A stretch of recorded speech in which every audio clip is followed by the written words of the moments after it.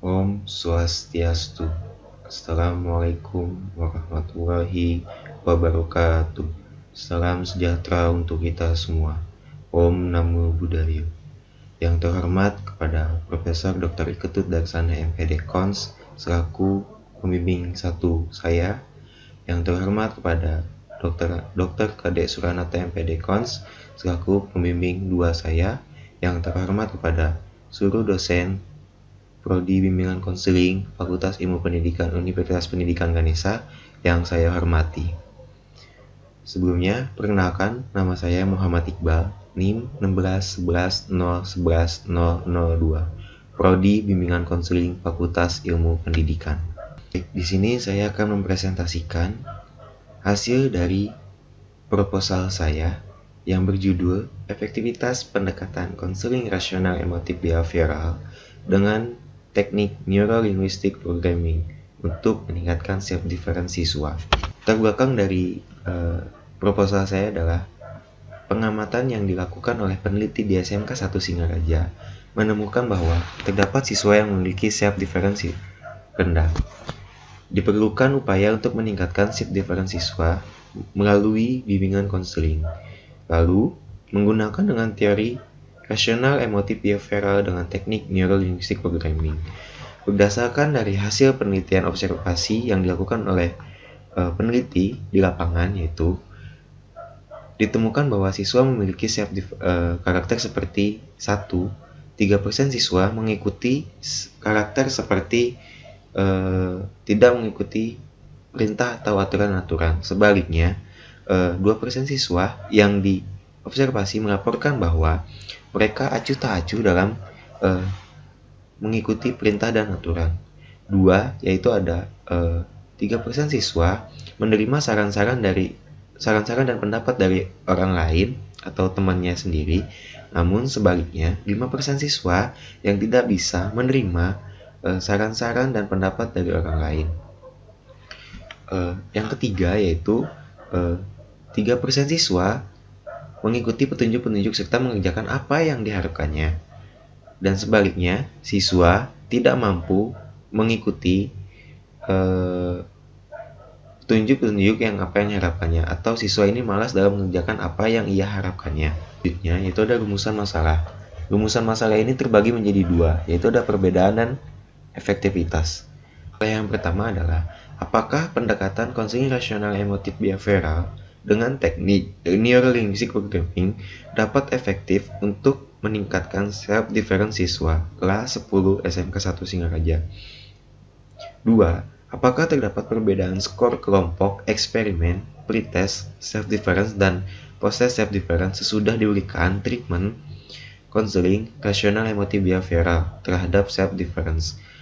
Yang ketiga yaitu adalah rumusan masalahnya. Apakah terdapat perbedaan skor kelompok kontrol post-test, pretest, self-difference, dan post-test self-difference tanpa diberikan treatment konseling rasional emotif behavioral terhadap self-difference.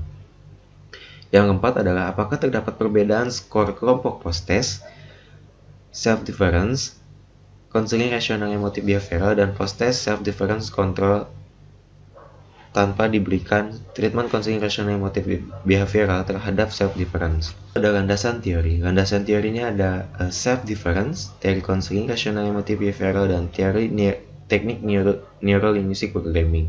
Self-difference ini pengertian dari menurut Darsana atau dalam kurung Ketut Darsana 2014, self-difference adalah kebutuhan dalam mentaati perintah atau aturan meliputi menerima saran-saran dari orang lain, mendapatkan keterangan apa yang dipikirkan orang lain, mengikuti petunjuk-petunjuk dan mengerjakan apa yang diharapkannya.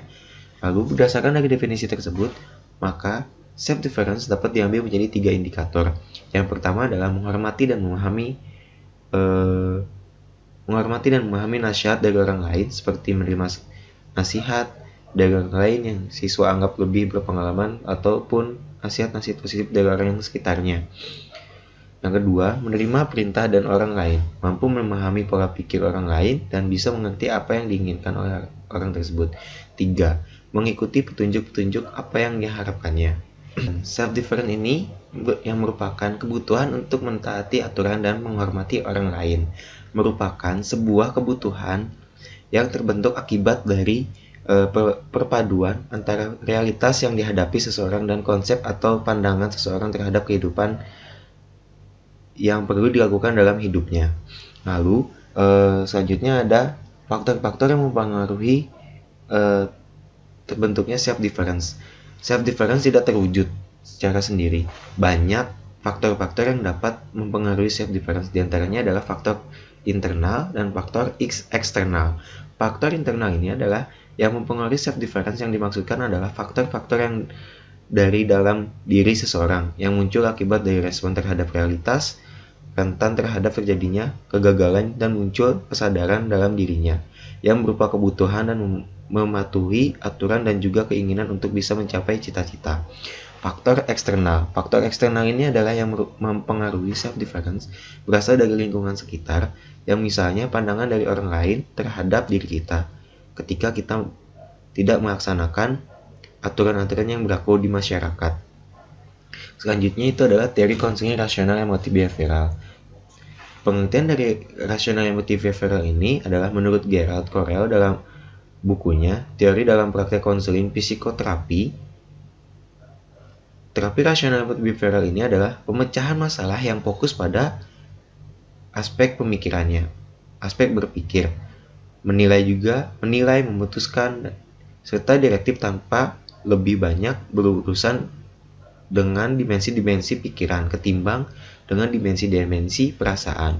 Dalam kurung Iqbal 2016. Selain itu juga, menurut De Gunarsa 1992, dalam kurung Marpaung 2016, mengatakan bahwa rasional emotif behavioral ini, atau bisa disingkat dalam REBT ini, adalah memperbaiki melalui pola pikir dan menghilangkan pola pikir rasional. Terapi ini sebagai usaha untuk mendidik kembali reduction dengan memberi tugas yang harus dilakukan oleh konseling untuk menganjurkan strategi memperkuat proses berpikirnya, berubah perilaku pada siswa. Neurolinguistic Programming ini, atau bisa dibilang NLP, diciptakan oleh Richard Bandler, seorang ahli pemrograman komputer dan fisika dari University of Santa California. Awalnya, Bandler merasa tertarik terhadap keberhasilannya terapis terkenal, yaitu Milton Erickson dan Virginia Satir dan Iris Pearls ketika menangani pasien melalui penelitian yang dilakukannya, yaitu memodel tingkah laku dan kebiasaan yang dilakukan ketiga terapis tersebut terhadap orang lain. Bandler mengungkapkan fakta yang sangat menakjubkan bahwa strategis yang tingkah laku mereka dapat ditiru dengan hasil yang sangat akurat. Kemudian Bandler melanjutkan risetnya bersama seseorang profesor linguistik bernama John Gider. John Gider juga merupakan spesialis penelitian linguistik teori Noam Chomsky, penelitian aksen yang pembuatan model perilaku budaya penuturan bahasa. Karena memiliki kesamaan minat, itulah keduanya memadukan keahlian mereka pada bidang komputer, linguistik, dan menyusun model perilaku nonverbal manusia. Yaitu ada self-difference rendah. Ketika peneliti melaksanakan observasi dan wawancara untuk melihat self-difference siswa di sekolah, ternyata berdasarkan hasil observasi, penelitian menemukan dalam keseharian siswa di sekolah tidak sedikit siswa yang menunjukkan sikap atau perilaku yang pertama menghormati dan memahami nasihat dari orang lain, yang kedua menerima perintah dan orang lain, yang ketiga mengikuti aturan-aturan dan mengerjakan apa yang diharapkannya. Gejala-gejala perilaku yang ditunjukkan yang biasa indikasikan sebagai gejala-gejala perilaku dari self-difference, namun tidak jarang beberapa siswa lebih cenderung untuk menunjukkan gejala-gejala perilaku self-difference yang negatif, tip behavioral, dengan teknik neurolinguistik programming. Jadi, dalam kerangka berpikir ini, saya dari konseling rasional emotif behavioral dengan teknik neurolinguistik programming untuk meningkatkan self-difference siswa kelas 10 PHA di Singaraja, SMK 1 Singaraja. Oke, selanjutnya ke rancangan penelitian. Rancangan penelitian ini saya memakai Randomized Control Trial. Bisa dibilang RCT. Saya pakai adalah kelompok eksperimen dan kontrol. Kedua kelompok tersebut saya berikan pretest. Lalu setelah saya memberikan pretest, saya lanjutkan ke treatment. Treatment ini diberikan pada kelas eksperimen. Setelah saya memberikan treatment pada kelas eksperimen, saya melanjutkan ke post-test. Post-test ini saya berikan pada dua kelas eksperimen dan kontrol. Follow up 1 dan follow up 2 saya berikan pada kelompok eksperimen dan kelompok kontrol. Melakukan pemilihan secara random untuk menentukan sampel sebagai peneliti. Setelah pemilihan secara random tersebut dilakukan dan telah menentukan kelompok kontrol dan eksperimen. Lalu dilakukan penyebaran pretest kepada sampel penelitian. Kemudian diberikan treatment.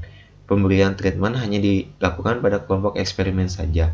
Melalui pemberian treatment tersebut, penelitian melakukan penyebaran post-test untuk mengetahui keberpengaruhan dari treatment yang telah diberikan. Setelah itu diberikan follow up, mengetahui outcome dan penelitian pada penelitian ini.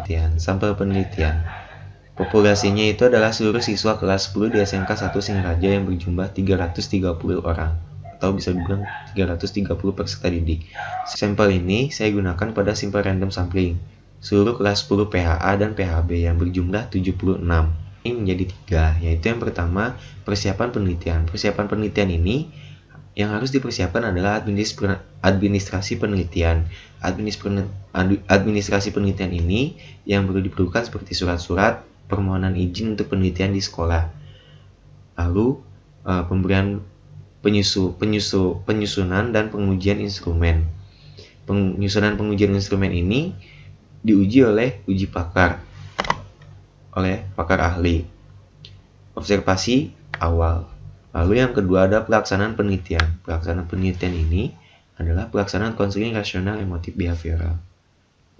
Yang ketiga adalah akhir penelitian. Akhir penelitian ini adalah pelaksanaan post-test dan analisis data.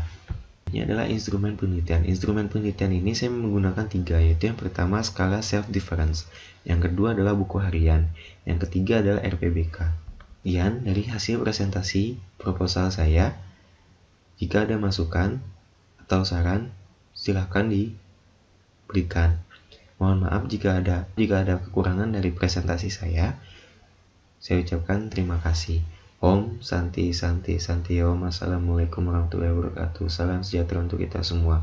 Om Namo Buddhaya.